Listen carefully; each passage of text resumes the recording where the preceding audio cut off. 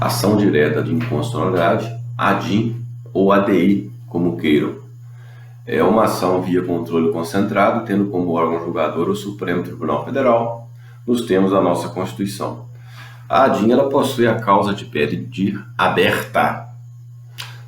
Por ser aberta, o STF não precisa adotar a tese do autor, mas tem que se ater ao pedido. Tendo, inclusive, o STF o poder de declarar a inconstitucionalidade usando outra tese ou outro artigo da Constituição, podendo esse servir como parâmetro. Agora também a gente tem que abordar o que não cabe na ADIM, o que não cabe em termos de ação direta de inconstitucionalidade. O que não cabe, falar em prescrição ou decadência, porque os atos inconstitucionais não se convalidam com o tempo. Também não há que se falar em intervenção de terceiros ou assistência jurídica às partes. Por que isto?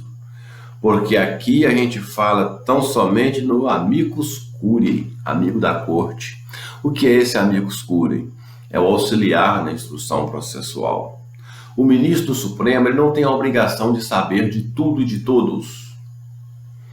Ele precisa de buscar determinadas ações. Ele tem que buscar alguém que saiba de tecnologia, de ciência, de religião, de economia, de filosofia. Ele tem que buscar conhecimento até mesmo para legitimar a sua decisão. Então, esse amicus curiae funciona como auxiliar na instrução processual para garantir o que? Maior efetividade e legitimidade das decisões do Supremo. Ele é um mero colaborador informal. Inclusive, ele não pode sequer apresentar nenhum tipo de recurso.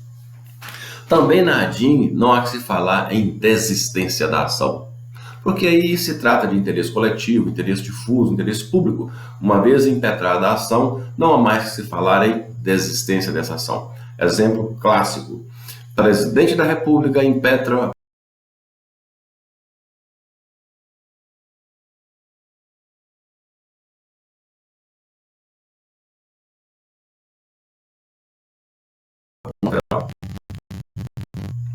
dias após esse presidente da República, ele perde o mandato, seja por impeachment, seja por cassação, seja por renúncia, uma outra causa. Perdido o mandato, o seu sucessor poderá desistir da ação? Não, porque a pessoa física, ao assumir o cargo de presidente da República, ele incorpora uma persona. Essa persona é a de presidente da República. E o seu sucessor incorporará também esta persona. Então ele não pode desistir da ação. Tranquilos até aí? Então a partir de agora a gente vai falar dos legitimados para impetrar esta ação direta de inconstitucionalidade. Quem pode impetrar uma ADI? Quais são os legitimados lá do artigo 103? No controle difuso, qualquer cidadão munido do seu advogado, ele pode buscar na incidentalidade a arguição da inconstitucionalidade de uma lei ou ato normativo. Aqui no controle concentrado existem os legitimados específicos previstos lá no artigo 103 da Constituição Federal. Lembrando que alguns conceitos importantes: pertinência temática, legitimidade ativa universal ou absoluta. Quando eu falo que determinada autoridade ou entidade possui legitimidade ativa universal ou absoluta, eu quero dizer que ela não tem a necessidade de demonstrar a pertinência que ela ou a sua instituição possui com o tema. Exemplo, o governador do estado de Minas Gerais, ele impetra uma ADIM ou uma ADI contra determinada lei ou ato normativo em fase da Constituição Federal.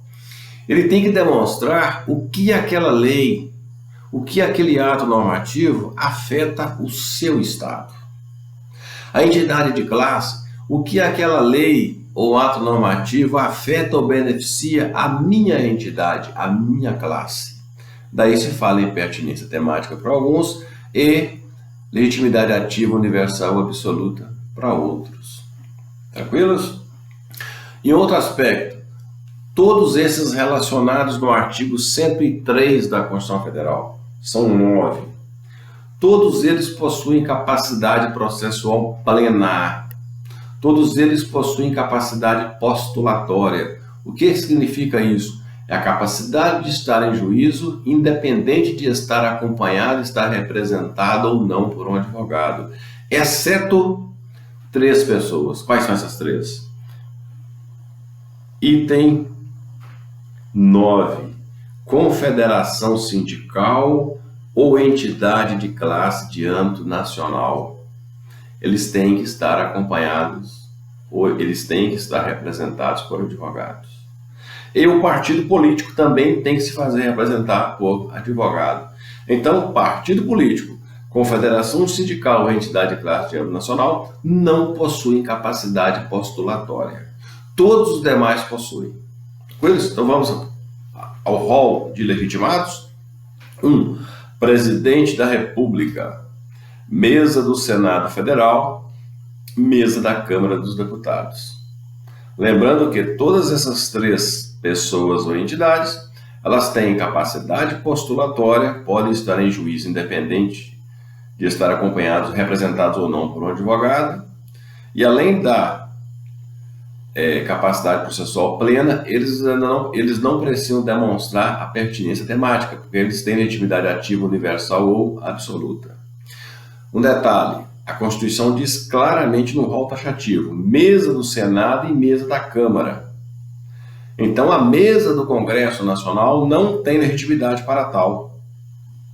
Virou aí a pegadinha? Mesa do Senado e mesa da Câmara, mas não a mesa do Congresso Nacional. Item 4. A mesa da Assembleia Legislativa ou da Câmara Legislativa do Distrito Federal. Essa tem que demonstrar a chamada pertinência temática, o que afeta o meu Estado, o meu povo, a minha gente. O governo do Estado ou do Distrito Federal também tem que demonstrar a pertinência temática. O Procurador-Geral da República, esse tem legitimidade ativa universal ou absoluta e também não há necessidade de demonstrar a pertinência temática. Lembrando aos senhores que o Procurador-Geral da República é o chefe do Ministério Público da União. Item 7. O Conselho Federal da Ordem dos Advogados do Brasil, que também não precisam demonstrar a pertinência temática por possuírem legitimidade ativa universal absoluta e têm capacidade postulatória. Item 8. Partido político com representação no Congresso Nacional. Lembrando aos senhores que o partido político com representação no Congresso Nacional basta que ele tenha apenas um deputado ou um senador no Congresso Nacional, que é detentor da legitimidade. E lembrando a vocês, se esse deputado ou esse único senador vier a perder o mandato, como fica a ação? Ela continua. Interesse público, interesse coletivo, interesses difusos em jogo. Mesmo que ele, uma vez impetrada a ação, mesmo que ele perca o mandato, a ação continua. Porque o interesse não é do deputado, é do partido político, é da sociedade. Tranquilos? Então esse partido político, com apenas um deputado ou um senador, ele tem legitimidade. Lembrando aos senhores que a legitimidade ela está nas mãos de quem?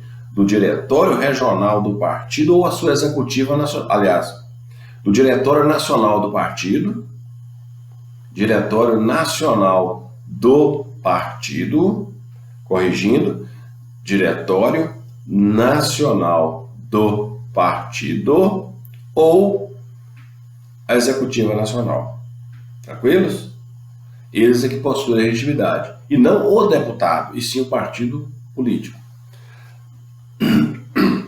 Então, dentro desse rol, do 103, nós temos aí um rol taxativo, complementando com o item 9, confederação sindical, lembrando que, por confederação sindical, a gente vai entender a reunião de pelo menos 3 federações, ou entidade de classe de âmbito nacional, tendo entendido o Supremo que essa entidade de classe é uma entidade de classe profissional. Tranquilos? Então, confederação sindical, pelo menos a reunião de 3 federações ou entidade de classe de âmbito nacional. Já entendeu o Supremo que sindicatos, federações não têm legitimidade para impetrar uma ADI. Tranquilo? Então o rol do 103 ele é um rol fechado, devendo os senhores efetuarem uma leitura boa a respeito de pertinência temática, a respeito de capacidade postulatória plena dentro do tema da ação direta de inconstitucionalidade e também a respeito do amicus curiae. Para tal, vocês têm a bibliografia que foi passada para os senhores. Todas as aulas eu envio para vocês de onde eu estou retirando o assunto que eu estou falando, para que vocês tenham aí bons estudos e um bom aprendizado. Tranquilo? Até a próxima.